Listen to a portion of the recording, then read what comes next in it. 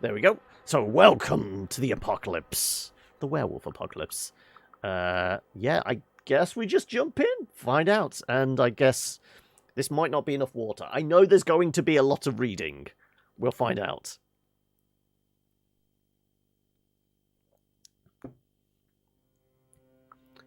The prologue premonition.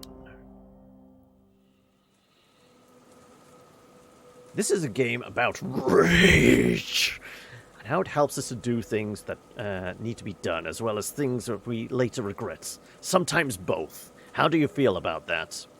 Great, I'm always angry. I'm okay with anger when it's useful. Well, I prefer to think before I act. When it's useful. Your rage is balanced. So you're critical and analytical type. That's okay. There's no right path here, just your decisions and your consequences. Let's start already. I have a story to tell. I get it. My decisions need to be fair and just. Let's just follow the path and see where it takes us. No, I'm willing to follow the path. So we're a bit spiritual as well, apparently. The forest. The woods are full of stars. They flicker, come close, run away. They want me to chase them. To play hide and seek. Let's observe. Okay, we've got a little bit analytical and a little bit inspiring. I've never played any of the World of Darkness games. I really want to at least try my hand playing a game of Vampire. But I know there's a whole slew of them, and Werewolf is one. So I have no idea how this compares to the tabletop mechanics. But we'll see. Currently we've got 3 rage, 2 willpower, 3 health. I watch as they dance around the tree trunks, float up on the gusts of wind that shiver through the branches, disappear among the leaves. There are words in their dance, but I don't understand them. Not yet. Then they bunch up and fly towards me like an arrow. Rushing down, they're soon upon me.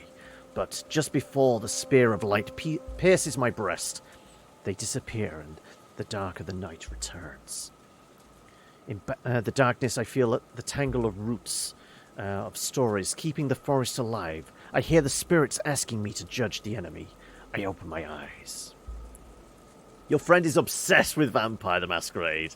So if you play the video games, you'll likely have an extra viewer.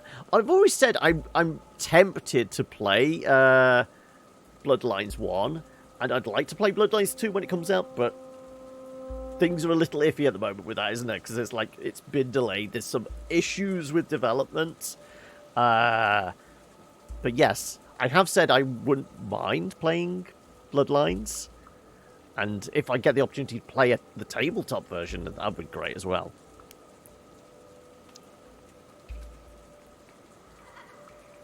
Cold and alone. Confused, I open my eyes. The forest around me is thick, dark, and reeks of decay. To such an extent that it's hard to breathe. Where am I? My head is spinning. Why am I here? There must be a reason.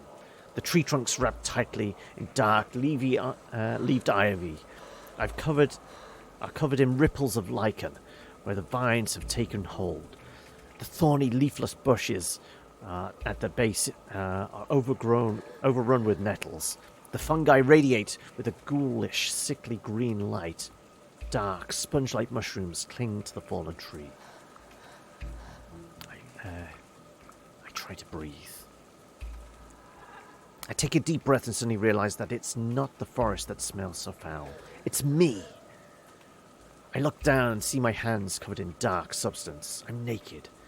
A sticky, glistening film of liquid is clinging to my skin. I can feel it on my face. In my hair. Blood. What's happening? I have no idea what's happening, but stories start forming in my mind. Someone has drawn strange symbols on my skin in the drying blood. Was it me? There was a severed head right in front of me. Some choices are hard to make, and they strain your willpower. Okay, our willpower's on the lower side? We lose willpower, but we might... I'm gonna be sick, which affects our rage. Let's lose a little bit of will.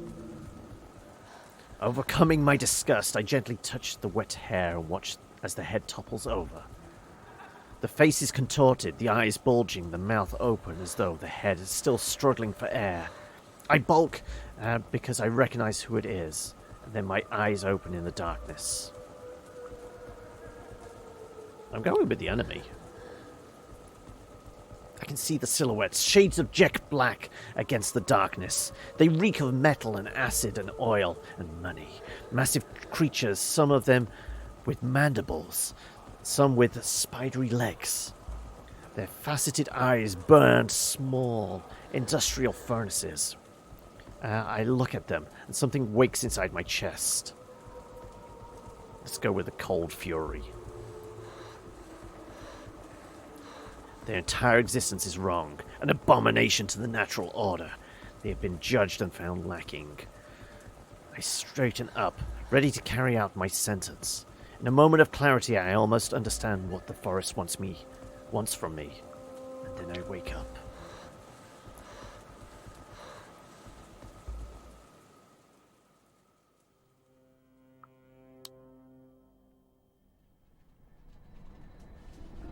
Mia!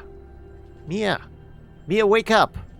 I jerk upright, irritated. My neck was stiff, and the movement sent a sudden sharp wave of discomfort through my body. I wasn't in the forest anymore. I was in a bus. The sun streaming through the windows was making it hard to see. The girl next to me was touching my shoulder, disturbed. That outrageous high? What happened? Well, I can't really afford to lose much more willpower, so yeah, let's push her away. Anya's cautious. Without a second thought, I push her away, adrenaline surging through me. When your rage is high, you might say and do things that you later regret. What's wrong with you? She recoiled, looking hurt and scared. It was a while before she said anything. You were screaming. I blinked. The memory of the dream was still there.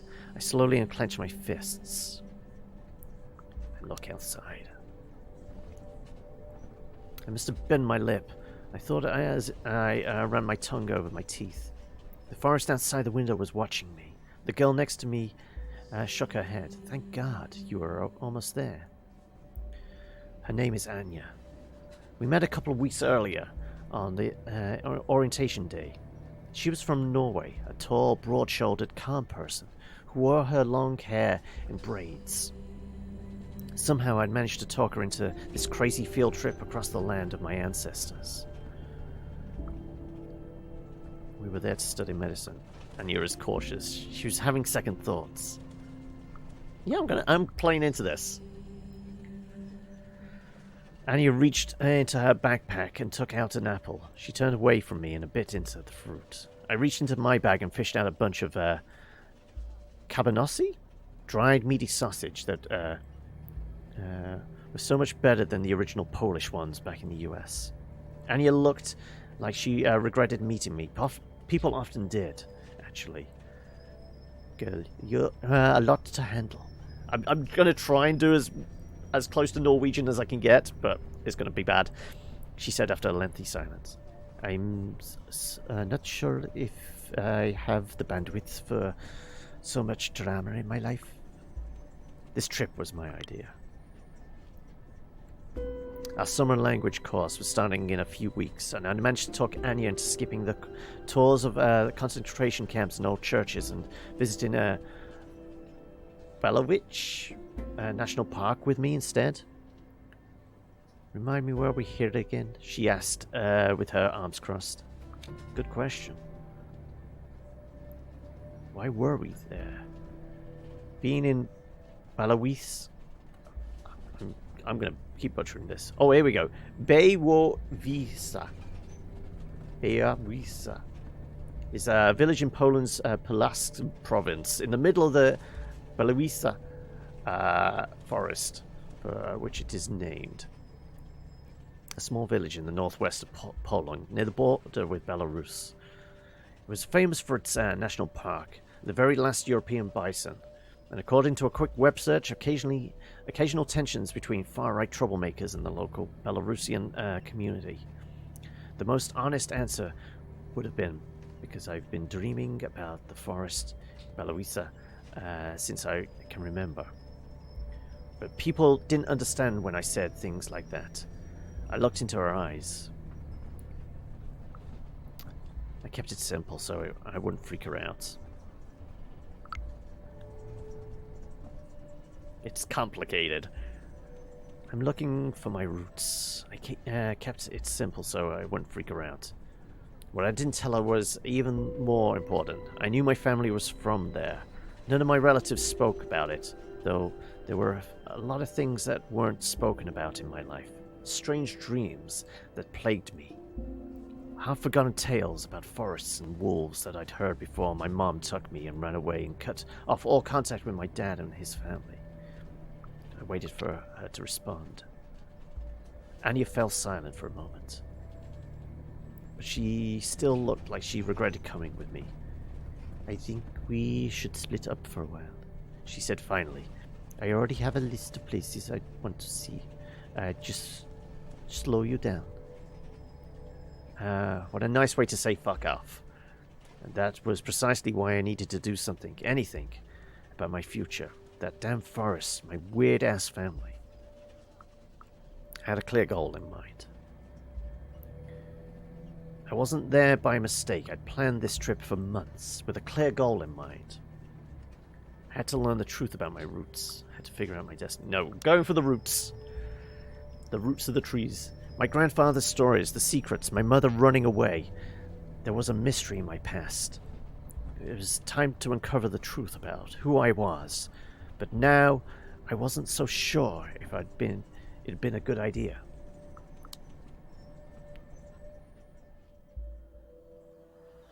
Anya took her luggage and disappeared as soon as we got off, leaving me to at the deserted bus stop. Balowich, how was it pronounced again? Beawavisa. Beawavisa. Ballo. I'm just going to go Ballo. It's going to be easier.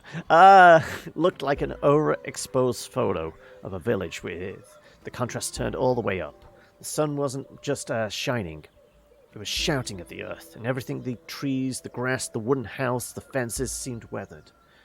Everything except the shadows. They were sharp, as though they were freshly printed with the finest inks. Darkest inks. For a second I could have sworn they'd moved, but then I realized it was just a black cat walking down the sidewalk. When it saw me, it stopped in its tracks. I watched it with suspicion. Were rabbit cats a thing? I wasn't sure. I definitely wasn't interested in finding out the hard way. I looked around. A friend was supposed to pick us up from the bus stop, but he wasn't there. The cat was still staring at me. For a moment I was tempted just to get out to the sun and worry about my missing friend later. I'm sorry, I missed the opportunity to pet the kitty. But the meeting was just so important. His name was Bartek. I'd met him online whilst researching Beawavisa.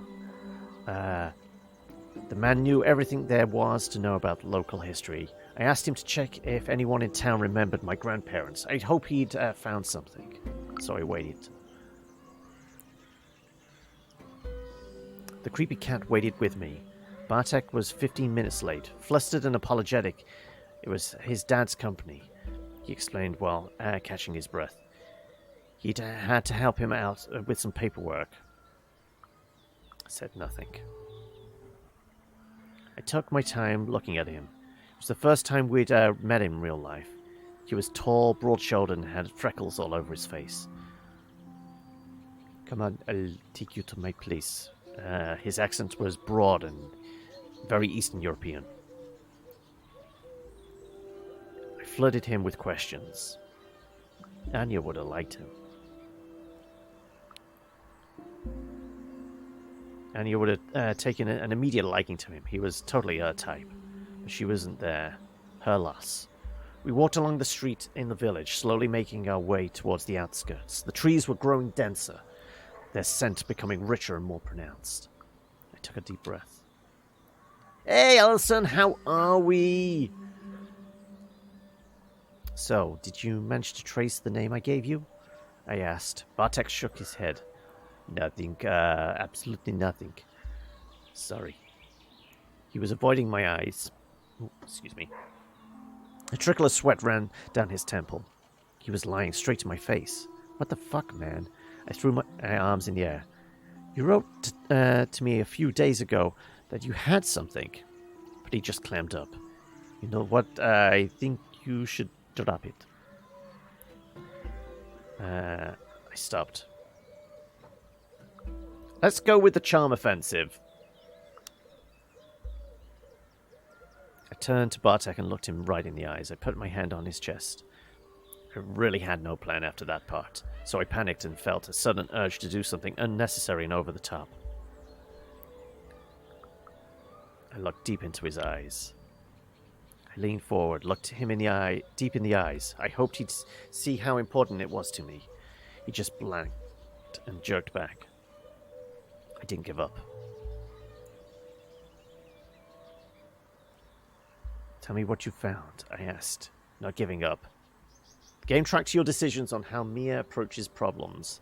They will accumulate and gradually reveal what kind of person she is, deep in her heart. The story changes to reflect Mia's personality. Well, he brushed his forehead with the back of his hand. I did ask. I started with the old people here. I told them that my friend from the States was looking for some roots and wanted to find about the place her family came from. You know the drill. At first, people were very, receptive. I waited for the other shoe to drop, and then I mentioned your name. He shook his head. I urged him to continue. I took a moment to calm down. Yeah, let's reduce our rage a little. Let's see if this is a thing. We walked in silence for a long time. Finally, I nodded and he continued his story. One of the old men here told me to go to hell. The other spat on the ground and his wife crossed herself.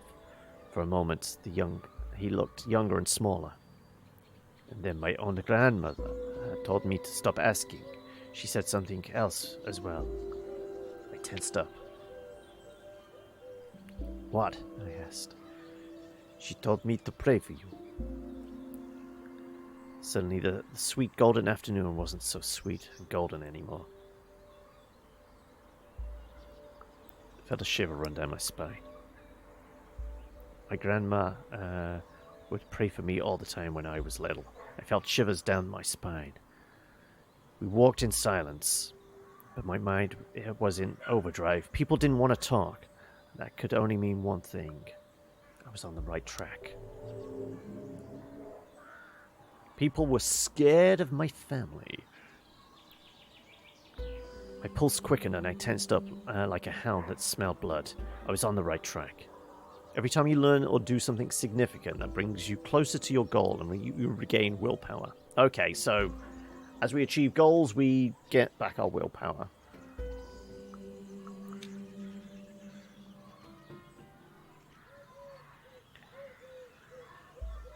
Bea Loe... How does it pronounce again? I'm going to keep doing this. Bea wo visa. If we just remember this as visa... Bayo Wool. It's the low is pronounced wool. Bayo Wool Visa. Had a few hotels and hostels, but the preferred form of accommodation was bed and breakfast. That's where we stayed. I found one that was nice, clean, and had good reviews. We had a room on the second floor with a huge window and a great view of the forest. I dropped off my stuff and freshened up a bit. Bartek said a few hasty goodbyes and disappeared, and Anya was nowhere to be seen neither. The day was hot and I was restless. I decided to head out. Before you go, check out your counter sheet. How can we do that from there? Look for the upper right corner of the screen. Okay, so this is our character sheet. You can find a load of useful information about Mia, her background, personality, goals, and so on there. You can also check who your friends and who your enemies are. Okay. 24, student American. Inspiring, analytical, spiritual. So, no bravery, no cunning. Healthy. Learn family history, pursue to regain willpower.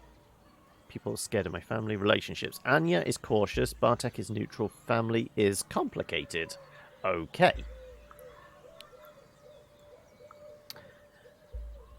Werewolf was a quaint tourist town. Had a clear goal in mind. My family was entangled with this town and the forest. Had to uncover my roots. Let's not venture into the forest first. Let's do the town first. I'll walk around the village. When I realized that I had no idea where to go, I swallowed my pride and called for help. Bartek joined in. We walked through the village, bathed in the sharp rays of the summer sun.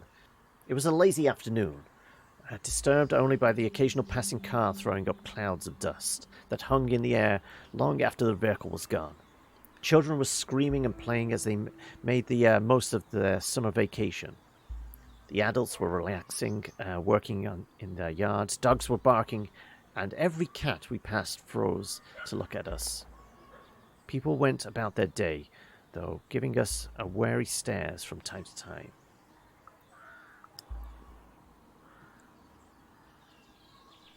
Why the stares? The cats behave strangely. Let's focus on the kitty cats. What's with the cats? I asked as we passed the tabby who stopped in the middle of the sidewalk to meow at us. I don't know. They're cats. Maybe they just want to make up for the village's manners. Bartek shrugged. You know, some people are wary of newcomers. Xenophobic jerks. I was curious why. Tourists could be assholes. Yeah, let's bring the rage down a little more. I'm feeling like this is not the time to have rage because this could cause issues. I'm going to bring it down one notch. I understand. I sighed. Tourists can be assholes. Yeah, but there's not only tourists here, Bartek. Scratched his neck, embarrassed by the topic. There's a small conflict around the forest, you know, and it's attracting some weird people, activists or reporters, bored rich kids. Bored rich kids wouldn't be like going into, you know, certain YouTubers going into suicide. What? No. He said as though his dad didn't own multiple businesses. People like that, they're getting on the locals' nerves. Fair enough. I nodded. I didn't explain the cats, though. Well, you're not one of those crazies, and you're, like, almost local. He smiled. So, what would you like to see in the village of your ancestors? He spread his arms as if to show me all of the splendor the village had to offer. What do you suggest?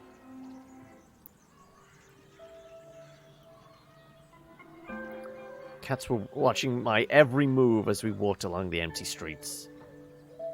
Family graves, new friends, lost hopes. I'm kind of thinking the village centre. Let's go to the centre of town.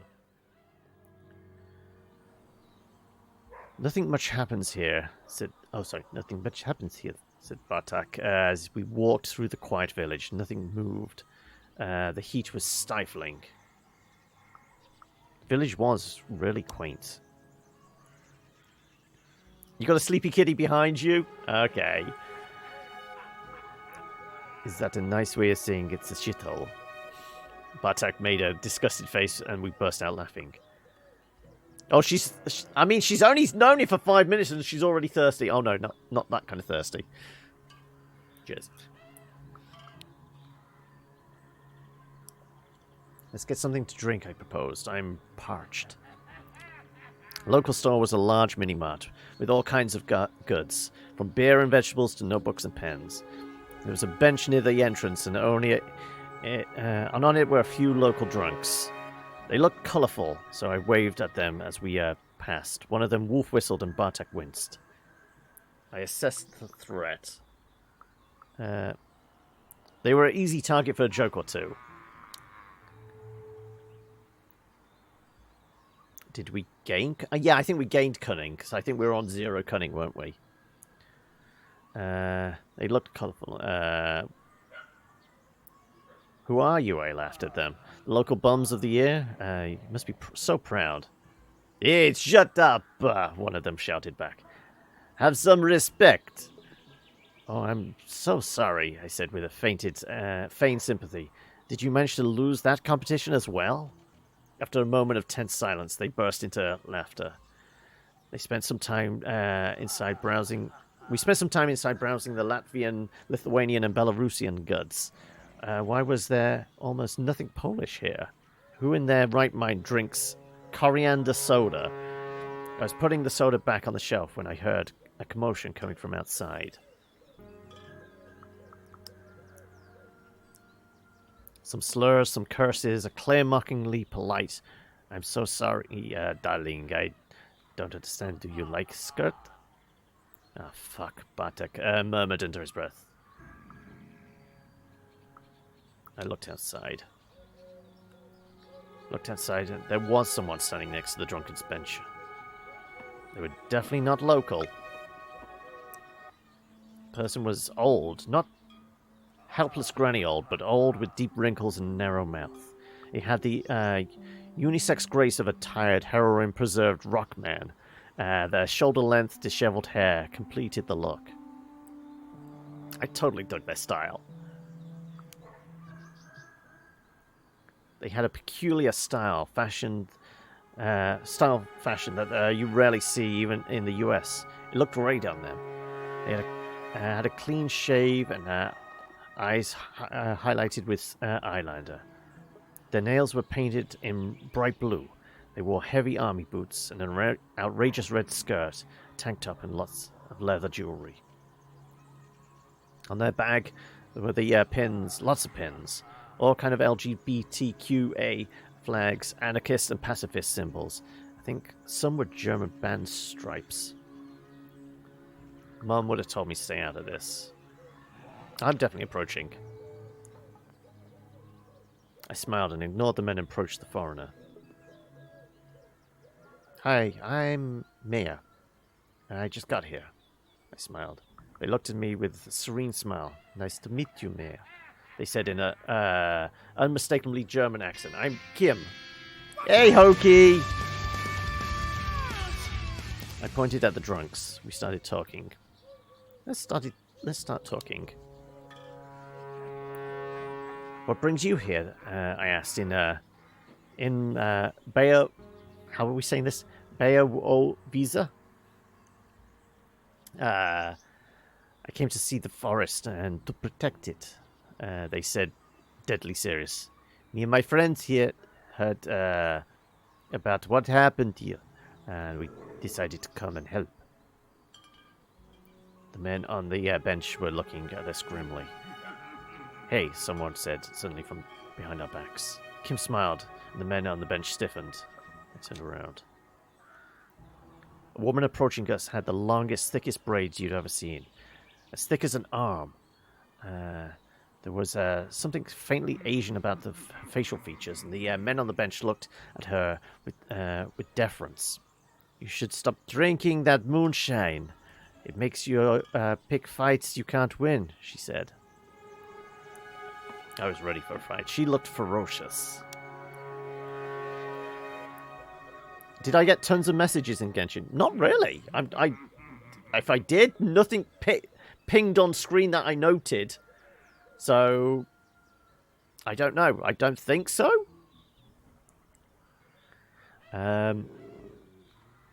She looked ferocious, and the drunks started explaining themselves. But look at this, Luzina, said one of them, gesturing towards us. For the last fucking time, my name's Lisa. She pronounced it as Lisa. And this is my friend, you're to leave them alone. Got it? Her Polish sounded weird, more melodic, or maybe mellower, even when she cursed. I'm sorry, I can't do accents, so I'm going to mess all these up. Because currently we've got a couple of Polish, Eastern European accents, German, American, and what was it? Anya was supposed to be Nordic? They're all going to be like all over the place. I apologize. Thanks, Lisa, Kim said in English. You shouldn't have to. Shouldn't have.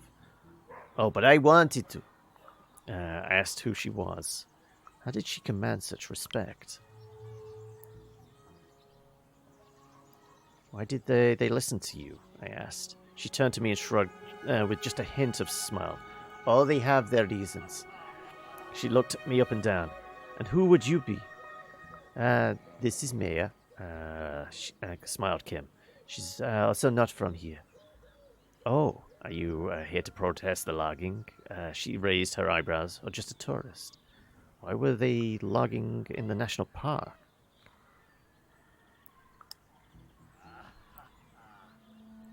Wait, isn't this place like a national park? I asked. Why are they logging here? You'd think they'd leave the oldest forest on the continent and beating heart of it alone, wouldn't you? She looked at me with a grim expression. What is money, you know? She continued. Lots of money. There's enough wood here for some to justify illegal logging and the slaughter of the forest. Suddenly, a feeling rushed over me. Yeah, let's tap into the rage. I can see the forest from there, but suddenly I felt very aware of its presence. I also felt something else deep in my stomach spreading through my veins. Anger. Like a wave of heat coming from the heart of the dark, ancient forest. A word appeared in my mind, a strange one that was neither Polish nor English. Kagera. Can I highlight that? No, I can't. Lisa looked me in the eyes and spat on the ground. I'd eat those greedy bastards alive. I noticed Kim watching me. I felt like I was being watched, and when I looked up, I saw Kim observing me with curious expression. What did they want? They were hiding something. They knew what had happened to me. Let's go with the balanced approach still. No. What did they want? What? I snapped. You're looking at me in a funny way. I know you have strange dreams, they whispered. I suspect the forest is reaching out to you. Lean closer to me. Runs in your blood. The words were like a punch to the gut. Trust me, I know. Who was I?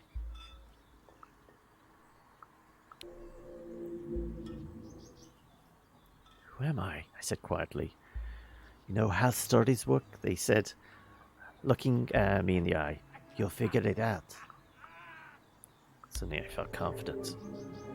I felt a sudden surge of confidence. I wasn't making that up.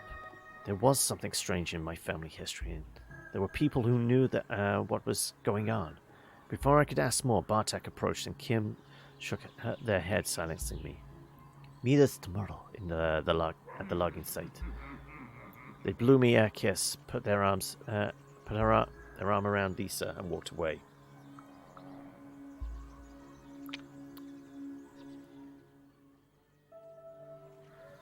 I kept looking over my shoulder, but no one was following us.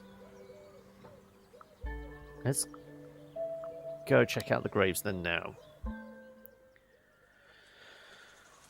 Matter of souls.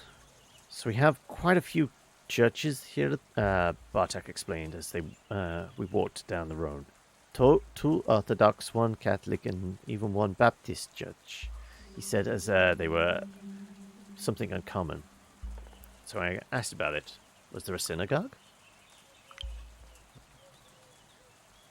And a synagogue? I knew part of my mom's family was Jewish. He shifted his weight uncomfortably. There aren't any Jews here anymore. He led me to a cemetery with a small wooden church in the center. Anyway, even though we have all these churches, there's only one cemetery. The church was Orthodox, but the graves were a mishmash of styles and faiths. Catholic, Orthodox, atheist, everyone resting together. Bartek looked like he didn't approve. The place reminded me of a forest. There was something poetic about it. It's a nice sentiment. There's something poetic about everyone meeting in the same place when they die. Bartek smiled. There is, isn't there? He looked at the cemetery, and for a moment he seemed lost in his thoughts. All of my family lies here, he said. I mean, the ones that are dead.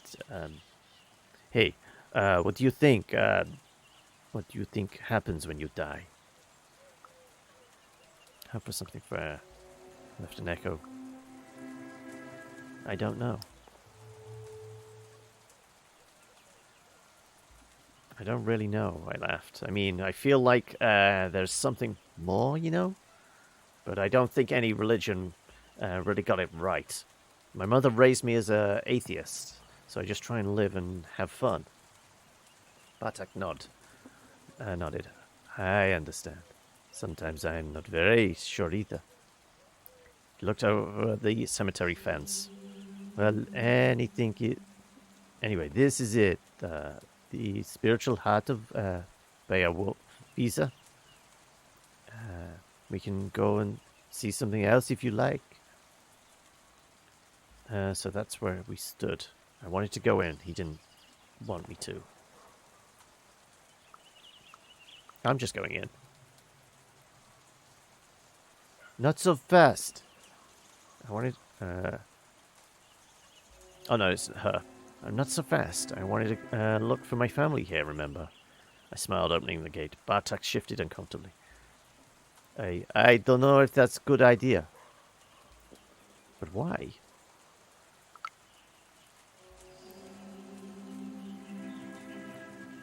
But what? Why? I turned to him, surprised. I mean, I told you, people have weird reactions. Maybe it's better to leave alone. I just looked at him for a moment. Show me, I demanded. He sucked a bit, but in the end, he led me through the labyrinth of graves to the far end of the cemetery. The walkways were very narrow, and the whole place seemed quite chaotic. Catholic crosses, Orthodox crosses, no crosses at all, huge statues and simple gravestones, graves you couldn't see because of all the flowers, and graves that seemed completely forgotten. And then I saw the woman, tall, broad-shouldered and long-legged, with grey dreadlocks pinned to the crown of her head. She must have been in her late 40s or early 50s. She was marching through the walkways with fury in her eyes. Bartek quickly stepped between the graves to get out of her way. Let's do the same. I followed his lead. I think the woman didn't even notice us. Lost in thought and anger, Bartek looked at her with a mixture of fear and disdain.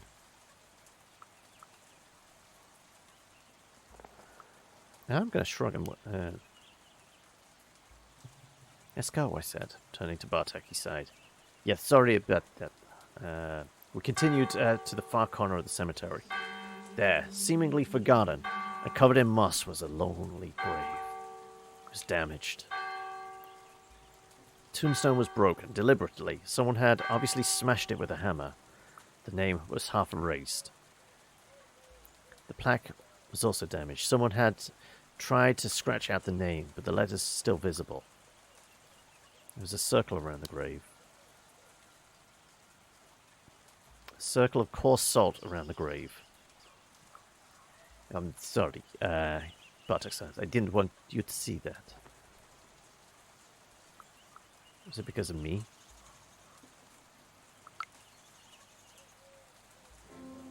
Is it because you asked about me? I asked through clenched teeth. He shook his head. First thing I did when you gave me the name was come here. It was already like that. I looked at Bartek, hoping for some context. Bartek put his hands in his pockets. So you don't know anything about your dad's side of the family? He asked me cautiously. Whatever happened at least 70 years ago, and someone still remembers. He had a point. I didn't know. I don't know them. My mom left my dad when I was just a kid, so I don't remember much, I admitted. She kept me away from them. She doesn't even know that I'm here. I didn't tell her that I was visiting Beowulf. That name. I'm sorry. I'm just going to keep stumbling over it. Oh, okay. So perhaps we should go? It's clearly upsetting you. Yeah, I guess. I looked at the grave. I looked at the grave for the last time. My family name looked strange written in unfamiliar Belarusian letters. As we were leaving, I was thinking. I was onto something. Okay, our will's gone all the way up. Updated. Family grave has been vandalized. There's a pool of points you can spend to perform actions that are difficult for might, particularly willpower can be used to prevent effects of high rage. Oh, okay, so if rage goes up now, we can use willpower to overcome stuff. That's useful. There was something unnatural about my family, and the me coming to Beowulf had stirred some old demons. I just had to find out what my ancestors were doing there and who they were. With that thought, I left the cemetery. Guess all that's left is the railroad. The day was hot and beautiful, yet I couldn't stop thinking about the devastated grave.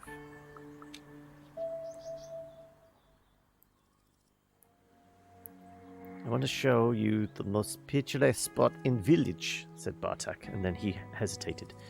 Maybe that's not the right word, he said, frowning. Well, it's not like this. It's that beautiful, but it has, an atmosphere, a climate. Ambience? I suggested. Ambience, Bartek smiled, visibly relieved. I meant ambience. We ended up on some old abandoned tracks. We soon left the village behind and ended up on some abandoned railway tracks. So this is where the magic happens, I grinned, pointing at the empty bottles and used condoms strewn along the tracks. But with the slow winding river a stone throw away, the long drooping branches of the old trees shading the unused railway, that place really was picturesque. The bees buzzed around us, the birds sang like there was no tomorrow, and the fragrance of herbs hung thick in the air. My head was spinning. Why was the track abandoned? Felt unreal. Perfect moment for a cold beer. I mean, did we buy beers? We might have. Look what I got for us. I reached into my backpack and proudly presented the cold beers I brought at the store. The first sip was divine. As always. We were in a great mood. For a moment, we were really connected.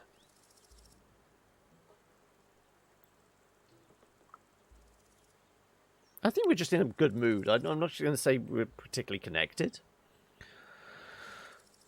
So, what do you do for fun in your neck of the woods? I teased Bartek.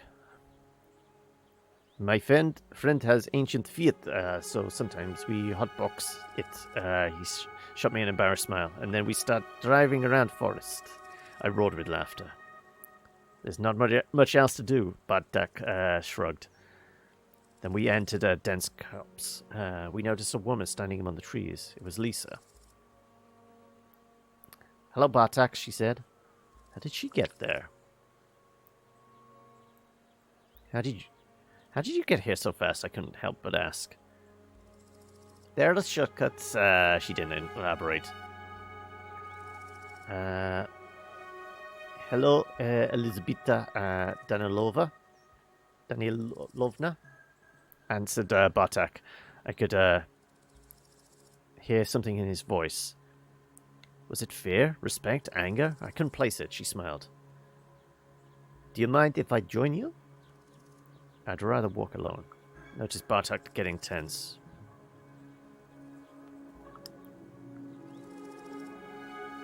So what's the story with you two? I asked Bartek.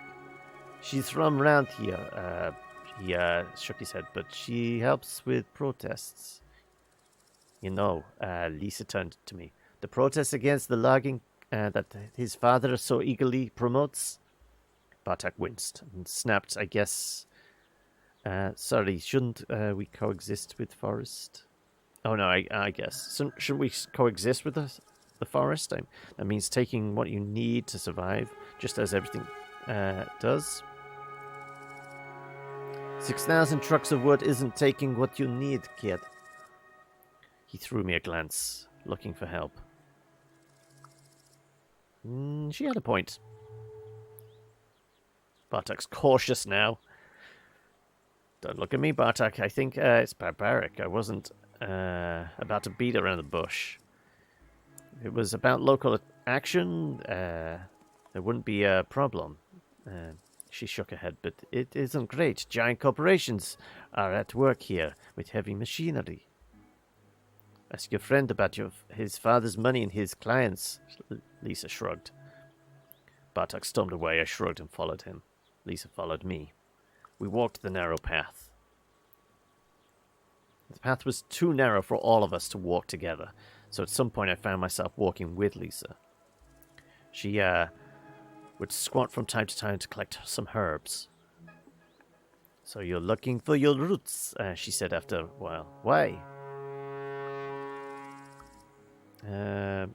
What was she asking? No, I don't think we need to push that. I couldn't resist a mystery. My mom is hiding something from me, I answered, and I can't resist a mystery. Sit down with me. She nestled among the roots of an old tree, reached into her basket and took out a blunt. Let's have a smoke and I'll tell you a story. She noticed that when I hesitated, you'll need to hear it. Yeah, let's smoke. Presumably we had high rage at that point. You know, a bit of weed would probably bring us down a bit. Lisa let out a cloud of smoke and started talking. From what I learned from Bartek's grandma, you're asking wrong questions about the wrong people. Why shouldn't I be asking about my family? No, I kind of think like her voice might be soothing. I closed my eyes and just went in with the story. This is tainted land, girl, she continues. So much blood was spilled by Puska.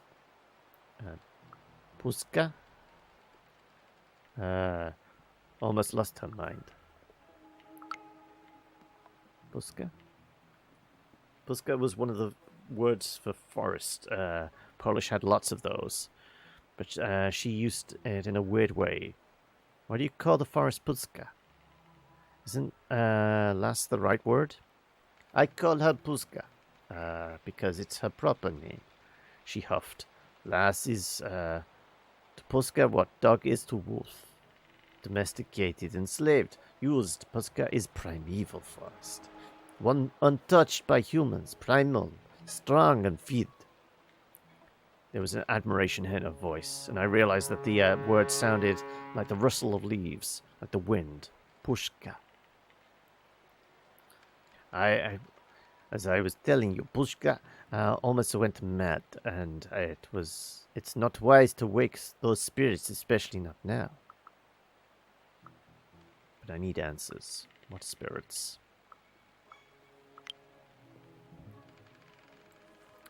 You mean the dead, I asked? She looked at me with those uncanny eyes. Her gaze was almost unbearably hard, with anger smoldering somewhere deep within, ready to jump at my throat.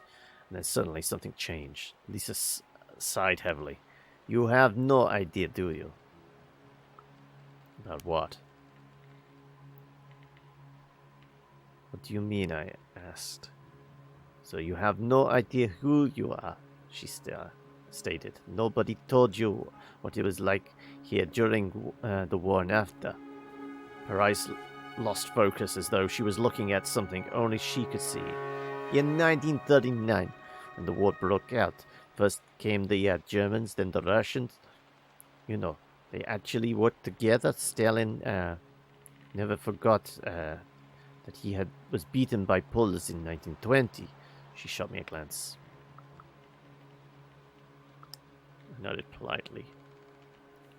I didn't really care. But I nodded politely. Oh, you have no idea what I'm talking about. It doesn't matter, really. She took a drag. Anyway, many millions of lives later, Stalin and Hitler stopped sleeping together, so to speak, and Germans came. And then the Russians again. And then there was the forest soldiers. The forest part got my attention. I nodded so she would continue. The forest part got my attention. They started as Polish soldiers, but the war ended and they became guerrillas to fight the Russian occupation, and they ended up as desperate bandits. She sighed. For the people who lived here, they were all the same. Germans, Russians, forest soldiers. They killed, they maimed. They tortured and burned the villages. It didn't matter what language they spoke. What did it have to do with me? How did she know?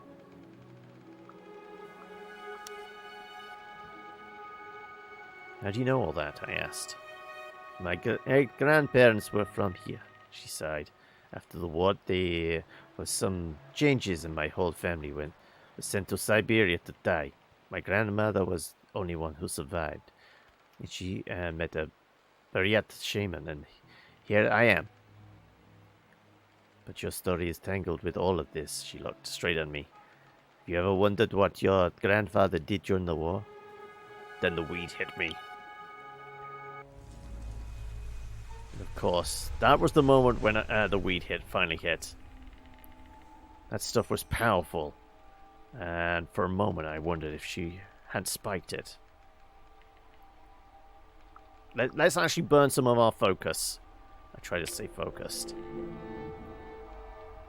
I focused and understood that the strange feeling came from within. It was like a long-forgotten dream, like an ancient memory suddenly brought to life. I let it in. We are sitting around the fire, deep in the pushka. We've discussed and a decision was reached. Tomorrow we're going to burn the village. I tell stories of better times. But that night, I'm telling stories of times that passed, of times before the war, before the fires. The others listen in silence. Last quiet moments from the storm. In the darkness among the trees, wolves gather and listen to my voice. Then the vision ends. When I came to my senses, Lisa was still looking at me. Run it over in my head. I'm gonna get a little bit defensive there. Are you suggesting my ancestors did something? I was outraged. Something that I might have to pay for? Bullshit. She shrugged. I've told you everything I know. If you want more, talk to my girlfriend. We'll be at the logging site tomorrow. Yeah, good idea. My grandfather was a forest soldier. I will, I said. Now I finally knew who and what to ask. There you are, Bartek waved at me.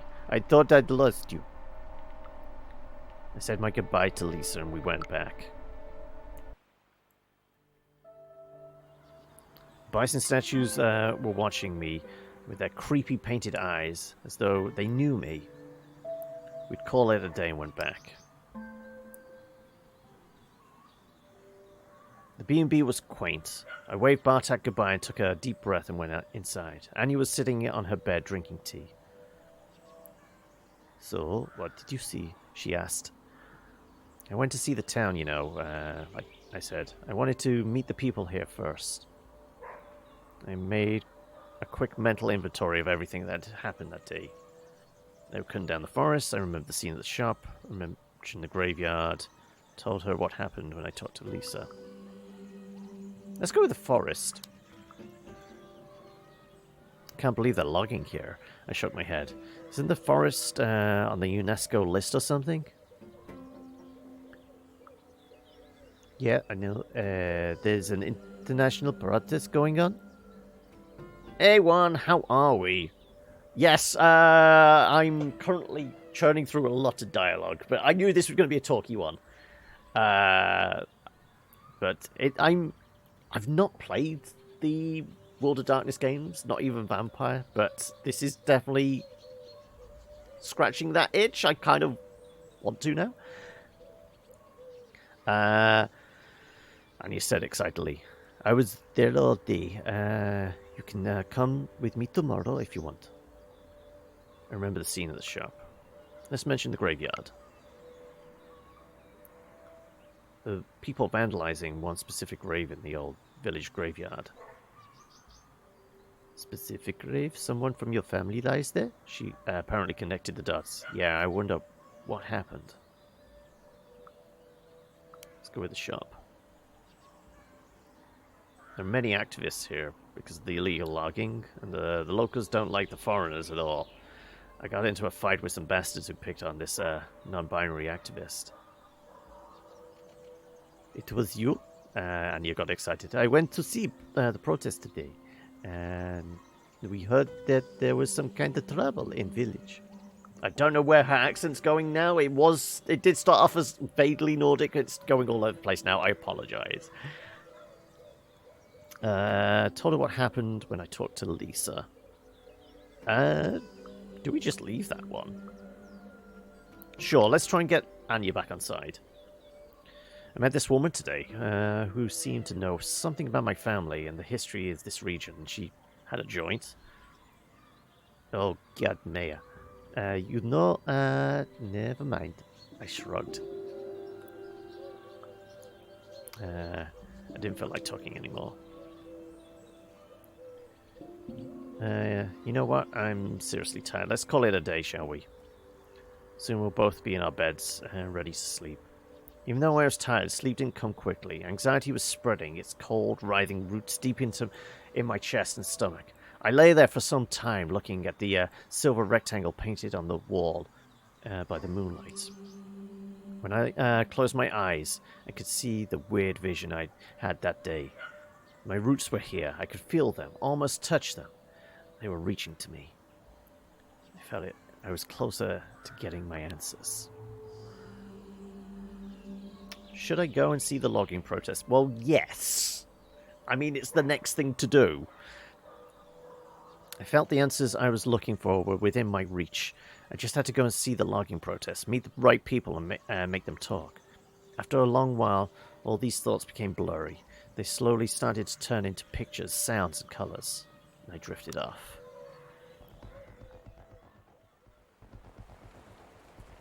In a big city, old men sit in leather chairs, lazily enjoying their ever-growing wealth. They watch Boisa on flickering screens. They watch me. I tremble. Something is coming. It's huge and monstrous. I am a seed. For it is, I am a seed. I float on the air, then I land in the wet soil. Die and sprout. My roots will blow up the earth. I feel a pull and I surrender to it. I float towards a clearing. There are a pile of fresh corpses of people who died too young, skinned and mutilated. Their loved ones stand around them, grieving, unable to do anything, waiting. And suddenly, they are just trees and tree trunks. I weep.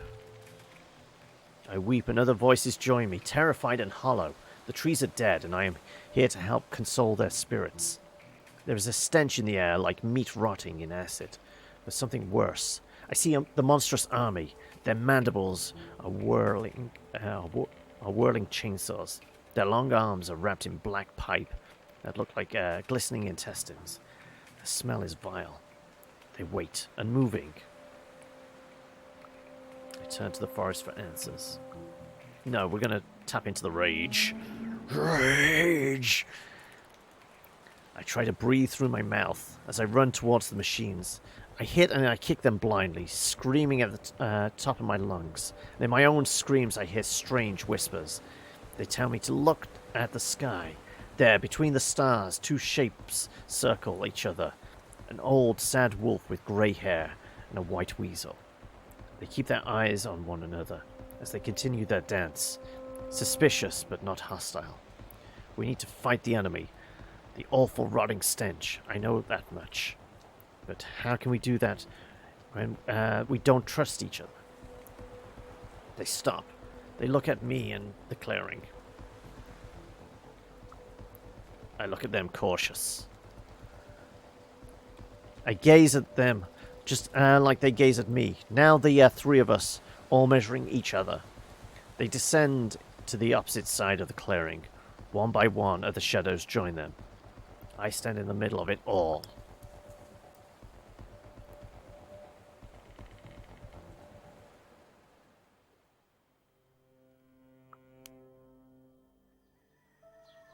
The next morning was full of sunshine and birdsong. I could smell the heat of the afternoon building, those long, honey-like hours in late June when the earth isn't tired of its own warmth yet, but it was crisp and pleasant now. I sat on my bed for a moment, letting my feet dangle from it. I felt overwhelmed. The weight of the previous day had coiled up somewhere in my chest. I didn't really know what to think about everything I'd learned. And then there was the dream. Then I remembered the dream, the clearing, the animals in the night sky, how I was supposed to react to it. I took a shower and ate something without really paying attention and went out. Anya stayed behind. Hopefully Anya isn't integral to the story, because I think we've immediately pissed her off and we're never going to get her back on side. I was halfway through the forest when I realized I was walking towards the logging site.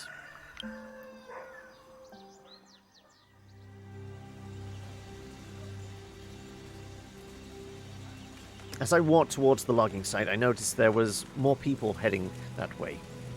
A police car, a couple of SUVs, a TV truck, young people on bicycles, a green Land Rover from Forestry Services. When I got to the site, I felt utterly surreal, like I'd stepped onto a movie set. No more stalling. It was time to set my plan in motion. So, what exactly was my plan? As always, to learn about family. Though no, actually, I think it's starting to lean towards the logging now, isn't it? Certainly the dreams. I came here to stop the logging. I look around. On my right, there was an ancient forest. On my left, the freshly torn clearing. Ahead of me, ruining my view, were huge logging machines and a group of people arguing in their shadow. They clearly needed someone to gently nudge them in the right direction. Let's look at the people. There were people there too. The loggers were sitting idly on the tree trunks, sharing cigarettes. The police that stood between them and a colourful group of protesters were visibly uneasy and twitchy. I saw some reporters who clearly bored because no one was doing anything interesting. The harvesters loomed over the clearing, reeking. I saw familiar faces among the protesters. Kim was standing next to a vaguely military-looking white man who was arguing with a woman with grey dreadlocks. The protesters were clearly conflicted. I mean, we have pretty good willpower. Maybe we can actually bring some clarity to this. Or it could just be fun.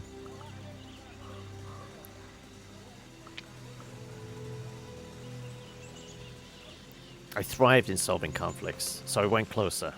One of the police officers, young and nervous, said something I didn't fully understand. I smiled. I smiled at him and said, "I don't understand," in my best Polish. He smiled back. Oh, he said, "You're one of them," and then let me go. Then I noticed that I wasn't alone. Then I noticed someone was used the commotion to sneak with me past the police. A girl with disheveled, bleached-out hair. "Don't worry," she patted the officer on the arm. It was an awful pickup line anyway. He recoiled. "You shouldn't touch me, ma'am." I smiled.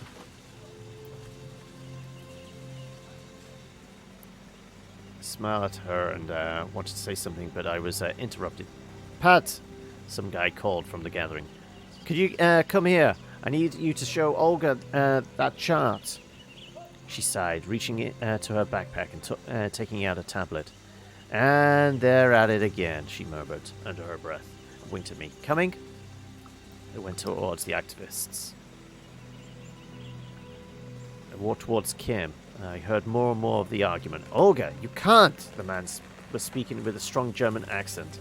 Pat next to him with her tablet. She looked a bit amused.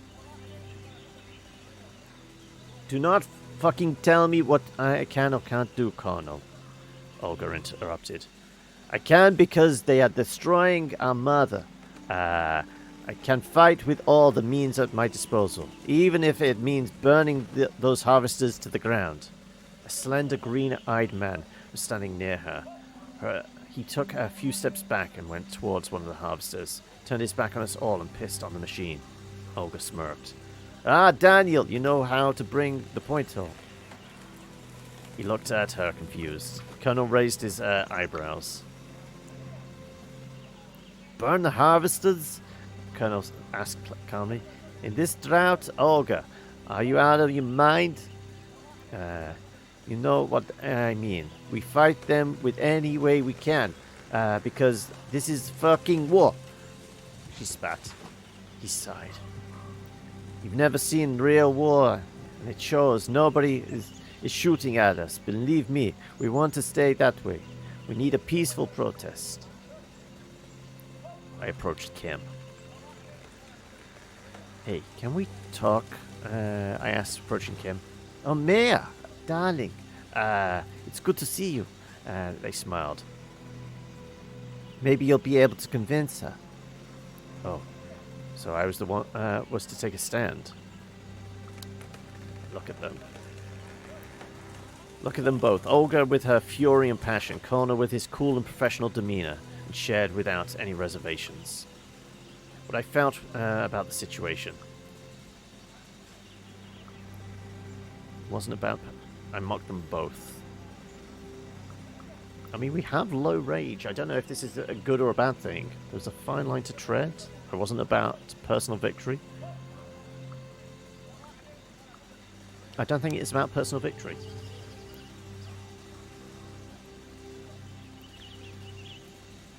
Everyone's cautious or unfriendly, apart from Kim.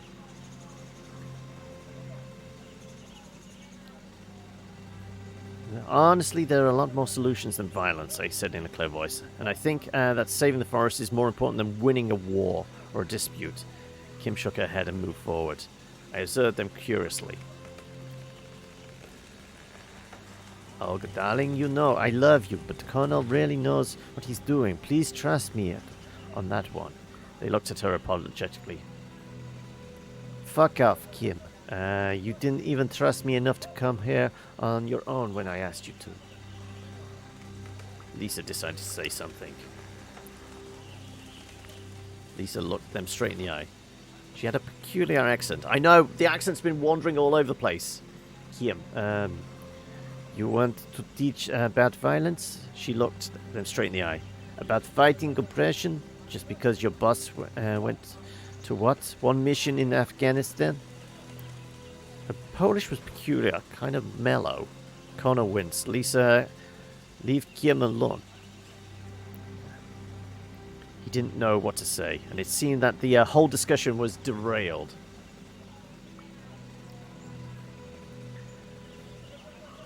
Werewolf?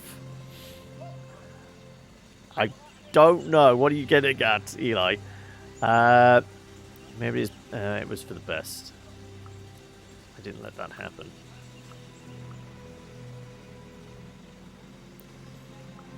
Didn't let that happen. Whatever that is. Olga's neutral, Colonel's cautious. Well, weren't they that before?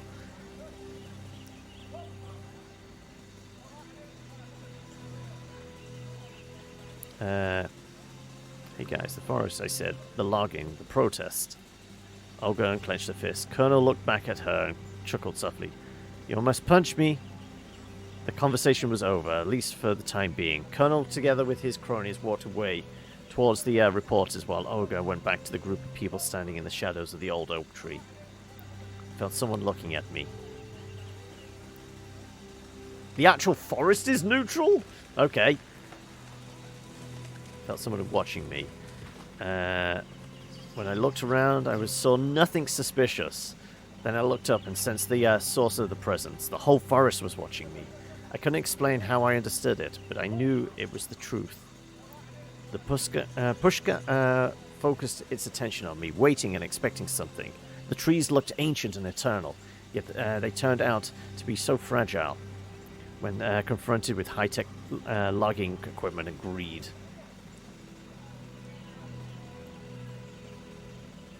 You're back in DayZ, are you? Okay. How long have you been back on the DayZ train? My resolve strengthened. Stop the logging. I came here to stop the logging. After seeing what I'd seen, my resolve only strengthened. But it wasn't something I could do on my own. I looked at one group, I looked at the other. Which one were we going to side with? Ah, okay. The harvesters were dripping with black oil, and the forest stood tall, serene, full of golden light. Looked like I could protect itself. And then I looked at the felled trees, dead, limp, helpless. You got a big group together, so you're building a massive fort and growing again just to make money. Okay.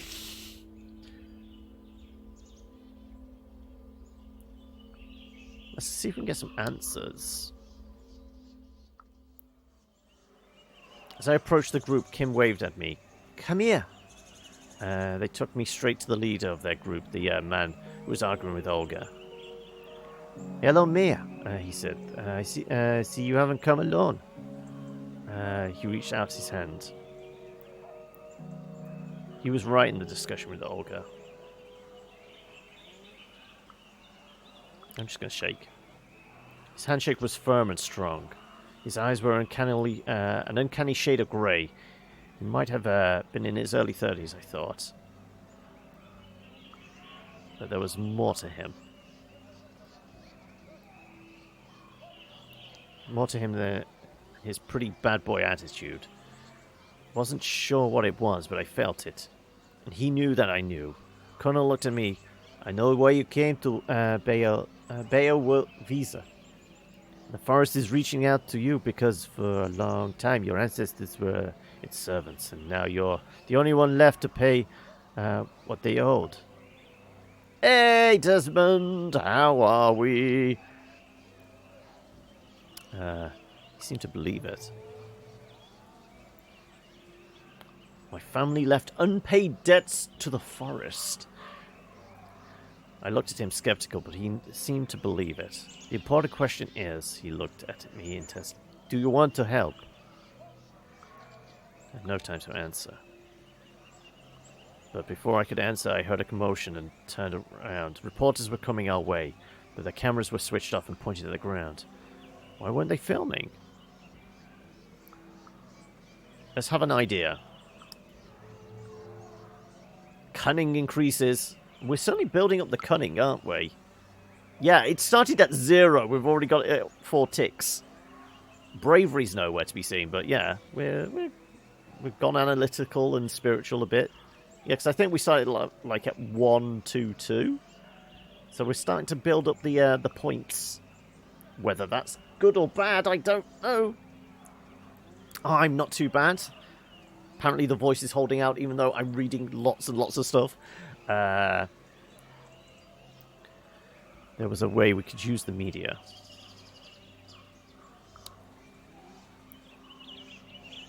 I think we should spin the media, I said. Make the headlines. That's the plan, he nodded and turned towards the reporters. So, he asked. There was a hint of impatience in his voice. The reporter shook his head and grimaced. Sorry, everyone. We can't do anything. We're not allowed to cover what's going on here. What do you mean? What? I exploded. What do you mean you're not allowed? Who said so? Everybody was looking at me. It felt weird. The reporter shrugged. The people who can send an officer your way who will kindly ask you to hand over your memory card, or else. Go figure, girl. There's a moment of tense silence, and then it all came together. Suddenly I understood the dream. That was the moment I could tip the balance. The protest was too quiet. They needed inspiration. I just had to make the reporters understand.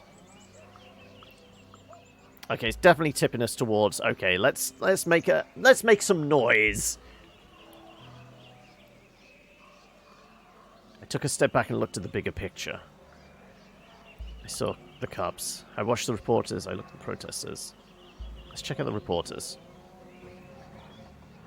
Journalists looked bored. They'd all come from competing outlets, and I suspected that most of them would gladly use any excuse to start reporting. Got any brilliant ideas, Colonel asked? I grabbed a megaphone. I grabbed a megaphone from the hands of a confused young man and jumped onto a nearby tree stump. Audio feedback screeched and heads turned my way. I had one chance to take control of the situation. Should focus on what's important. I don't think we need balance at this point. We'd forgotten where we were. Let's go where we've forgotten where we were. Listen! I paused in the silence. We all heard the sound of the forest. Let's remember where we are. The police and the press have their orders, but we have our mission. We're standing in the oldest forest in Europe. Let's be consider our words.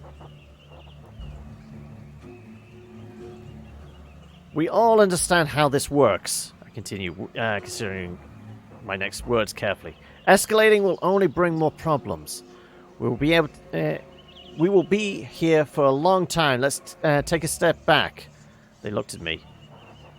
I could see the same look emerging on the faces of the officers and protesters. Their eyes narrowed. Their jaws tightened. The journalists started to laugh. I felt someone grabbing my arm. Someone grabbed me by the arm and wanted to yank my hand away. The grip was strong. You'd better go now, said Colonel. We'll take it from here. Okay, so I should have been a little more aggressive, maybe. When I was on the road to the village, nobody could see me. I doubled over and vomited. I always felt violently sick when there was too much to process at once. I was alone, or so I thought.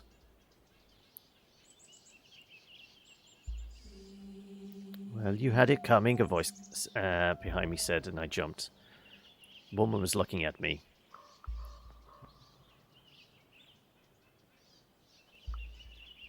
You know what? I'm going to max out my rage. Angry, I straightened up and wiped my mouth with the back of my hand. We walked slowly towards the village. We talked. I learned that she was an independent German reporter who'd come here about a month ago. Her name is Erica. So why are you protesting the logging? She asked after a few minutes of small talk. Personal reasons. Also, that's a lot of owls have just shown up. Came here for personal reasons, and I've dropped right in the middle of some eco-guerrilla campaign. I shrugged. And for many reasons, my interests are aligned with the protesters. I looked at her. And why are you asking? She looked at me with renewed interest.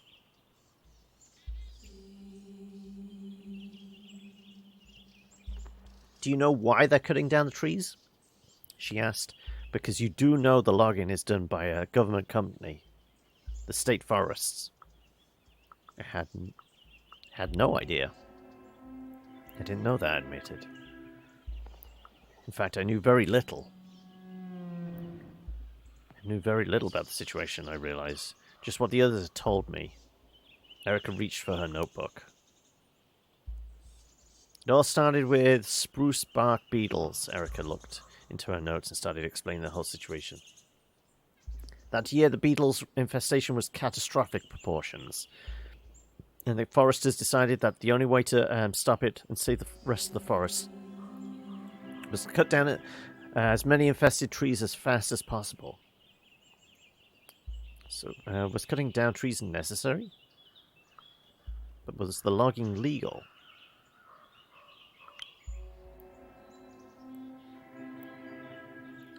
Was the logging legal, I wanted to know? Opinions differ, but such massive logging is a UNESCO-listed area might be illegal, Erica answered. Can they just remove the dead trees? Maybe if they removed the dead trees, the infestation wouldn't spread. I tried to find a solution. But they might do that, but dead trees are what makes the forest unique, Erica smiled.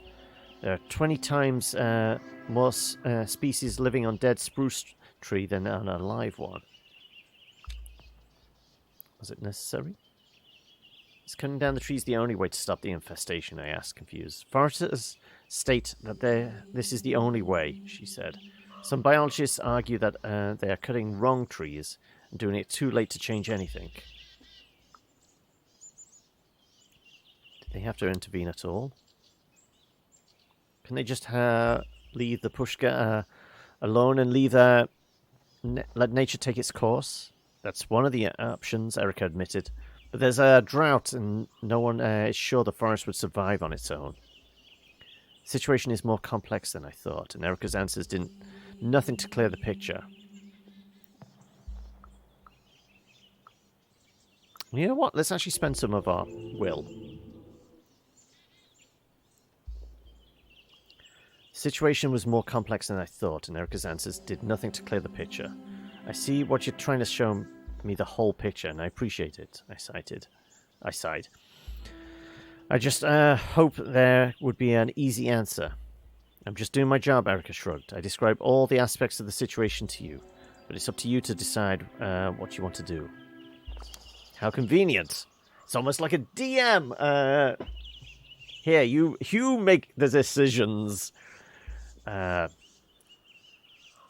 She was putting herself in such a convenient position. Unfortunately, I couldn't just pretend that it wasn't my business. At least I was sure that they were cutting down the trees and Pushka needed help. Oh, we can actually tap into spiritual now.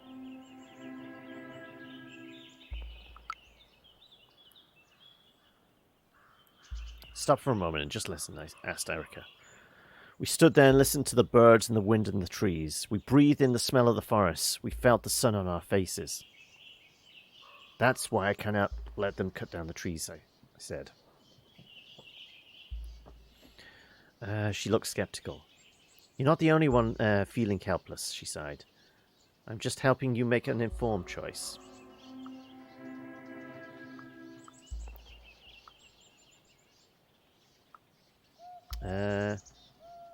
I'm going to actually tap into the rage. No, I cut her off. I couldn't let her take away my anger. It was the only thing that kept me going. I was such a mess. I wanted to say something, but my mind was such a mess I couldn't even find the right words. What's the matter, she asked. I told her about my anger. I'm so fucking angry at what I saw. I took a deep breath, then I remembered what Connor said. All that mystical stuff. They said I have some family debts to pay, and I shook my head. It's a lot to take in, and there was that foul smell back there. She looked at me with a weird expression. What smell? She asked. The smell was not the point. Of all the things I told you, you asked me about the smell? I huffed. I'm trying to understand what's going on here. She looked at me with a strange expression on her face, as though she wanted to say something, but thought better of it. Oh, she's gone back down to unfriendly now. I thought she'd been hurt by my outburst. You'll learn in your own time. If you stay here long enough, she said clearly, wanting to drop the topic. What did she mean? What did she mean? I asked, getting irritated. I just told you, you'll learn in time, or not at all, which would frankly be better. Anyway, gotta run. As I watched her leave, I thought that whatever was my family legacy had surely manifested itself that day. Right, well, we've maxed out everything. Decided to pay my family debts. Spiritual's going higher than everything else. Kim's sympathetic, family is complicated, Colonel's neutral, everybody else is... Well, the press is unfriendly. So I presume it's like the way the scale goes, it's unfriendly, cautious, neutral, sympathetic, it looks like. And then it's probably going to be a better one, good relationship or something.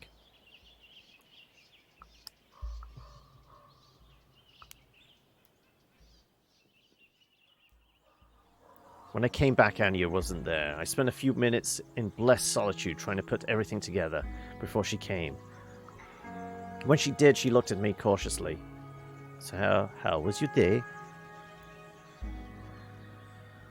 I met a lot of new people. I met some very interesting people, I said, still excited. Activists usually are interesting, she nodded indifferently. They sure are passionate. They argue between themselves more than they argue with the loggers. I learned some stuff. I don't know whether I learned a lot. Did you know the government supported the logging even when it was illegal? I shared my dismay. And you just nodded solemnly. Yeah, I heard about it. Why didn't you tell me? Well, you have a lot going on. She shrugged. Let's not talk about the public speaking, because that didn't go well. I shrugged. Just another day in Werewolf. She sat for a while in silence. There are other villages in the forest, very interesting ones, Anya said from her travel guide.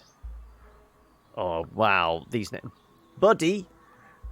Booty. Go on then. Pogorzirzel. Okay. Teramiski, yeah, that was an easy one. And Lonka. While you were protesting, I visited an open-air museum and saw the bison. You should see more of the area. I can see everything. It'd be great if I could see everything, but I can't. I shrugged. I want to focus on the login, even if I am missing something else. And how's the search for your roots going? And you couldn't stay silent for long. I shared what I'd learned. Okay, Anya's gone to neutral. Okay, we've improved the relationship a little. It seems my ancestors lived around the forest for a long time, I said. There's some kind of debts to be paid?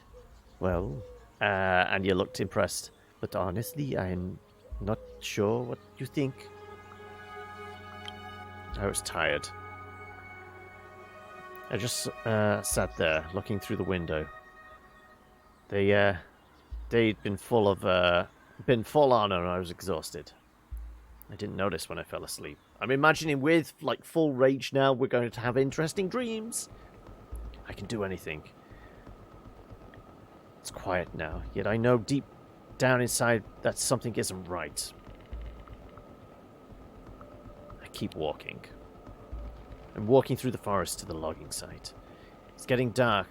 The light seeps away as though there are millions of tiny punch holes in the sky through which it can escape, and the darkness starts to pour in. I welcome the darkness. It's thick, oily, snake-like.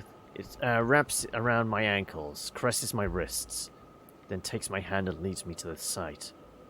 It's full of maimed bodies. They are all trees, fallen trees, still alive, still struggling for air.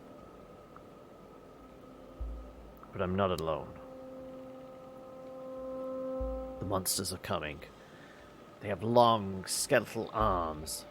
They are wrapped in glistening black intestines. Each arm has a wide, gaping mandible, full of whirling blades. They snap at me blindly, but I'm not alone. I can feel the forest by my side. Some of my new friends have horns.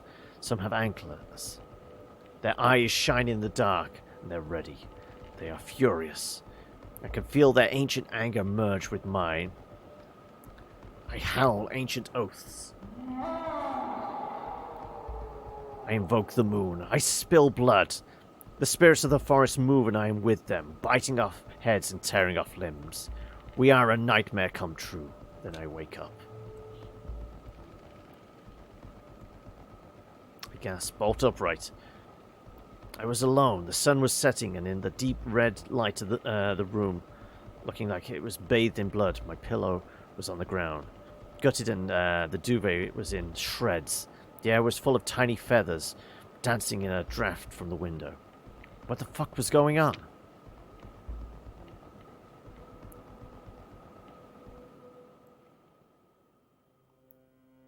The standoff.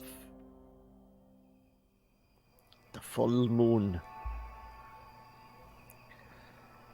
I couldn't get back to sleep. Since I'd arrived in this accursed village, things had been getting stranger and stranger with every passing hour, and now I'd ripped a pillow in half in my sleep. Nothing about it was normal. I needed to talk it over with someone I trusted.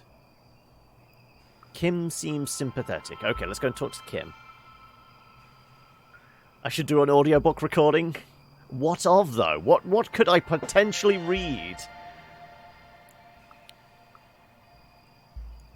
I thought about Kim. They had to have lots of experience. They seemed to accept all strange shit that life throws at us. They definitely hit it off well. The sun had just set and the moon wasn't up yet. I started walking. The forest loomed on the horizons. The activist camp was somewhere there. I soon ran into Anya. "Oh, Mia, good to see you," she said. "We need to talk." I was all ears.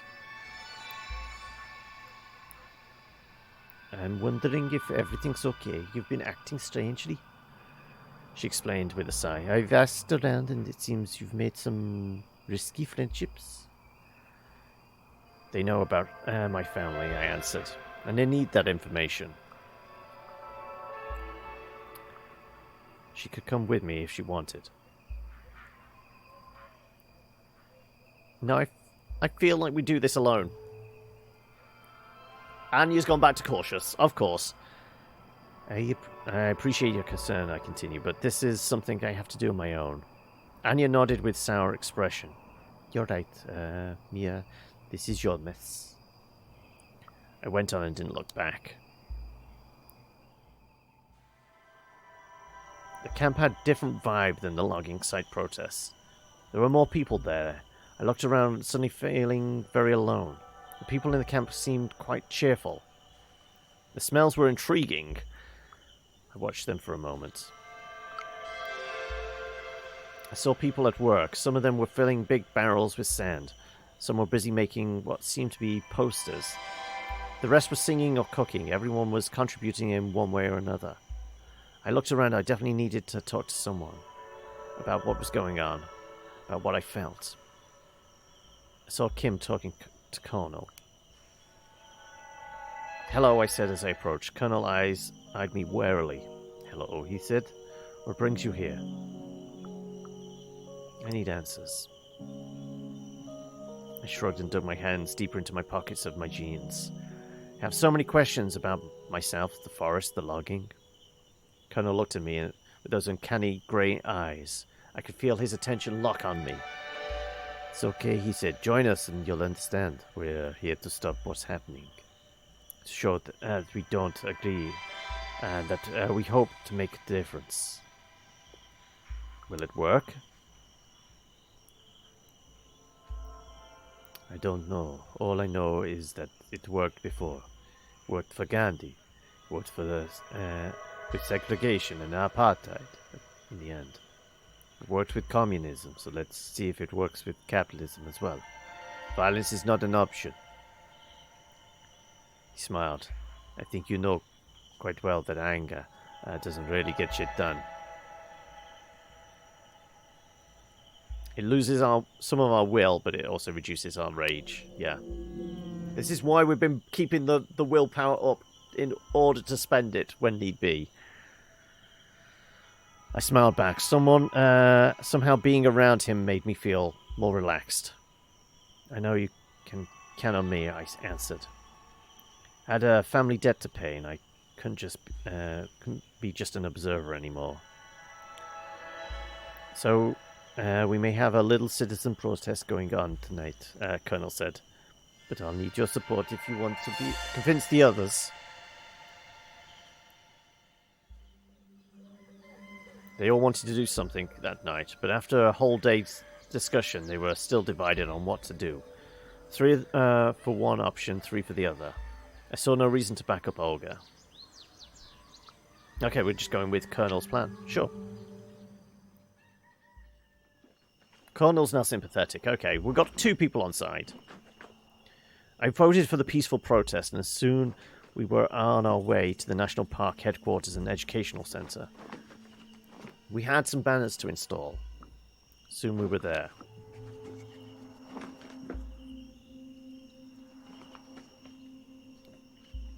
As we were on our way, I realized, in reality, my methods were much more peaceful than my words had been.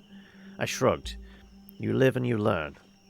The National Park headquarters were located in something called Palace Park. The name was historical.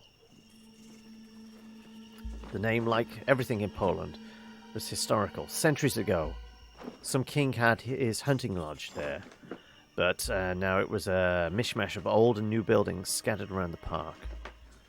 Some were rough and bulky, made from stone and brick, while others were extravagant wooden, with an extravagance of wooden porches, laced like shutters, and meticulously sculpted pillars.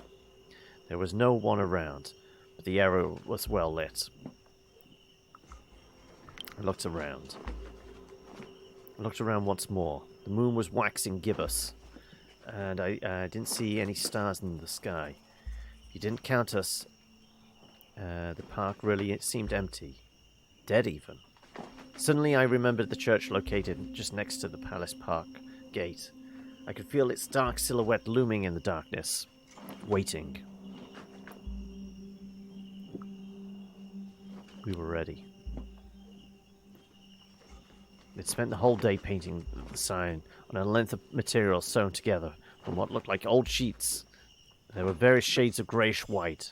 Dark green letters declared, "Wood is the enemy of the forest." "Where do we hang it?" asked Daniel, who'd come equipped with climbing gear. He clearly needed inspiration. I shared my recommendations. Let's go balanced, yeah. Think we should attach it to the drain pipes there and there. I pointed to 2 corners of the building. Daniel grunted in agreement. "Doesn't matter," Olga said, "because hanging the banner is a waste of time." She was clearly upset that we ditched her plan, but perhaps she had a point. Let her talk. Olga looked at me as though she expected me to say something, but I didn't take the bait. "It's a great banner, and I'm sure it will look good on the pictures published by a number of independent political blogs." She looked at Colonel. "But it's stuck so deep into the overeducated ecological dispute that people won't get it. The loggers won't care." Colonel just shook his head and gestured Daniel to continue. I waited patiently. Soon the sign was up, screaming our message to all. Colonel looked at me. "Maya? What do you think?" I didn't get the slogan. I don't even get the slogan, I admitted. Colonel looked surprised. "Nobody told you. It's from the famous book about Pushka. Humans let the forest grow so they could take wood from it. But that isn't the purpose of the forest. When done on a huge scale, it's actually devastating." Finally, we pulled the banner up. It looked like I looked at the banner. I was proud of our work. When we finished, Colonel gathered us together. I was proud of what we'd accomplished. Whatever my family had done, I was starting to pay back the debt. Colonel reached for his bicycle. "Let's go for a trip," he said, "to remind ourselves what we're trying to protect."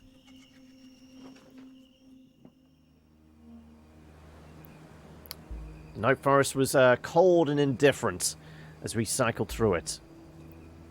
It didn't care about our reactions and didn't notice our bicycles or our quarrels. Colonel led us to a clearing surrounded by boulders. Placed in a circle, there was a precision in their placement that made me think of a spider's web. I wondered for a second if they were flies or spiders. What is this place? There was something eerie about the place. I cleared my mind and inhaled. When I took a breath, I felt a wave of strange energy filling my body, harmonious and bright. I wondered if anyone else felt it as well. Do you guys feel that? I looked at my companions, but before anyone could answer, a loud sound tore through the silence. It was a gunshot. The others tensed up. They didn't look concerned, just confused. "Who's there?" shouted Colonel shouted. There was a rustle and I saw a bunch of men in camo, each of them with a rifle, coming towards us between the trees. I observed them. I watched their angry steps and listened to the murmured curses. Suddenly I noticed Bartek was with them. He winced when he saw me. Their leader weighed us up for a moment and finally focused on Colonel. "This area is closed for the night," Huntsman said in Polish. There was contempt in his voice. "There's a hunt going on, and you're all trespassing. We have police officers here, so I would go home if I were you, unless you want to get arrested." This was a pile of hot bullshit. The guy reeked of guilt.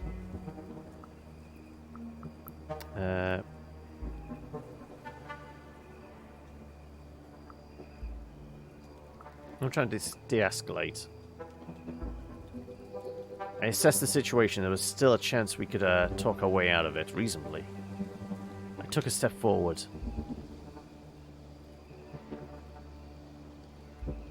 I looked at the hunters. "Maybe we should all go home," I said in Polish. "We're disturbing the forest." My voice was calm and steady. I made the huntsman pause. I turned to them. I turned to the hunters, calm and composed. I looked at Bartek, but he just turned his eyes away. "You don't tell me what to do, girl," the huntsman barked. I realized with a shock that it was Bartek's dad. "You hippies go home now, or things get nasty." I tried to calm him down. "I'm not telling you what to do. I'm speaking to everyone here," I answered. He hesitated, then shrugged.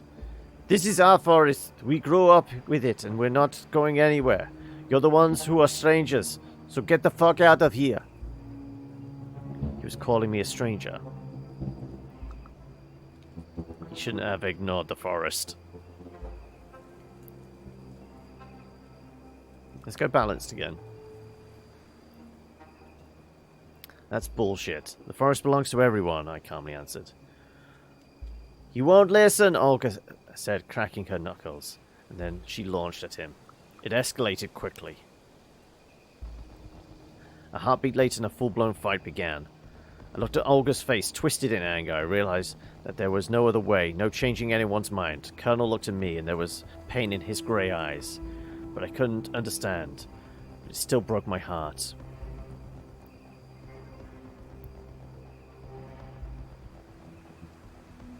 I'm joining the fight.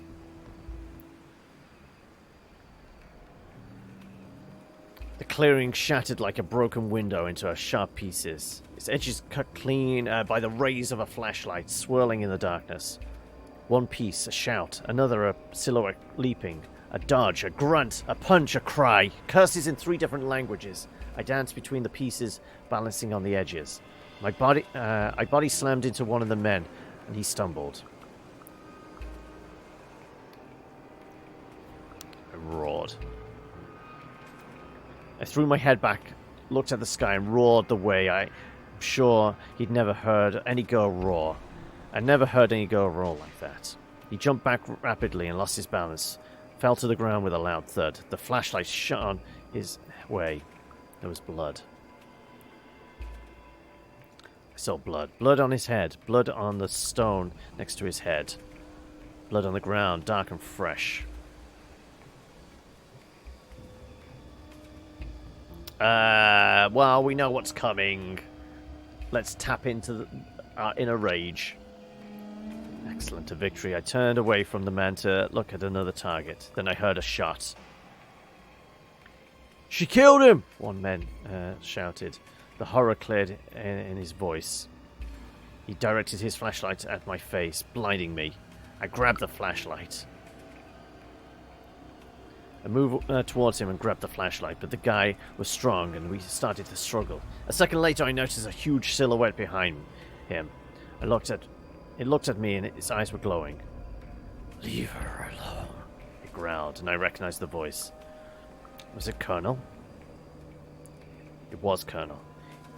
He was bulging, muscles growing bigger, bones getting longer. He let out a joyous roar, throwing his hands, now equipped with strong claws, into the air. Grabbed the man and slashed across his torso. I felt a surge of adrenaline. My nostrils flared and I heard myself growling. I shook my head. Something warm landing on my face. More blood.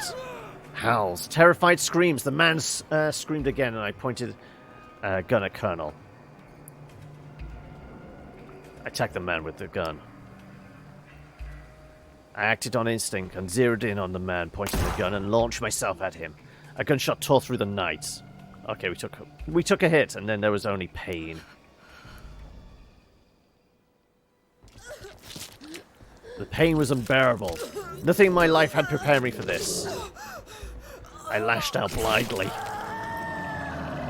Blinded by the blood in my eyes, my shoulders and chest burning, I went berserk. I howled. I shouted and swung my arms blindly. I cried and howled, and this is going to kill us. I stumbled. I fell. The forest caught my fall with a bed of moss and twigs. I stopped thrashing, and the cold numbness engulfed me. No. I tried to get up. I punched the earth, trying to get some feeling in my hands. I gritted my teeth and tried to get up. I collapsed again. I felt so cold. Suddenly there was light. I looked up. The full moon. It looked different.